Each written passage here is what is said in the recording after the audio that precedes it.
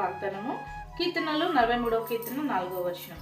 నాకు ఆనంద సంతోషములు కలగచేయ దేవుని యొద్దకు చేరుదును. దేవుడి వాక్యాన్ని నేర్చుగాక. ఆమేన్. అవును, దేవుని యొక్క వాక్యం సెలవిస్తుంది, నాకు ఆనందములు సంతోషములు కలగచేయ దేవుని యొద్దకు నేను చేరుతానని భక్తుడు చెప్తున్నాడండి. తనకి ఏదైతే ఆనందం ఇస్తుందో, ఎక్కడైతే సంతోషం ఉందో అక్కడికే తను వెళ్తున్నాడంట. మరి దేవుని సన్నిధిలో దేవుని యొద్దకు వెళ్ళినప్పుడు తనకు సంతోషము, సమాధానము, నెమ్మది కలుగుతుందని గ్రహించి తనకు బాధ వచ్చినా, కష్టం వచ్చినా, నష్టం వచ్చినా, ఇబ్బంది వచ్చినా, ఎలాంటి పరిస్థితి వచ్చినా భక్తుడు చెప్తున్న మాట ఏంటంటే, నా దేవుడు నాకు సంతోషమును కలగచేస్తాడు కాబట్టి నేను దేవుని యొద్దకు వెళ్తామని.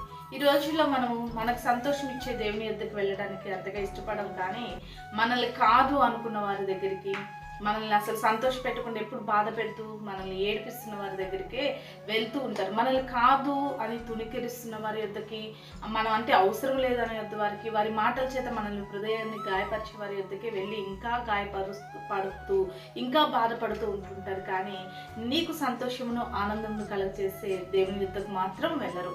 కాబట్టి మనల్ని కాదనుకున్న వారి వైపు కాక, మనల్ని బాధ పెట్టే వారి వైపు కాక, మనల్ని దుఃఖపరిచే వారి వైపు కాక, నిన్ను సంతోషపెట్టే దేవుని దగ్గరికి వెళ్ళు. దేవుడిచ్చే సమాధానంలో సంతోషం, నెమ్మది పొందుకో. రీతిగా దేవుడు నిన్ను దీవించునుగాక.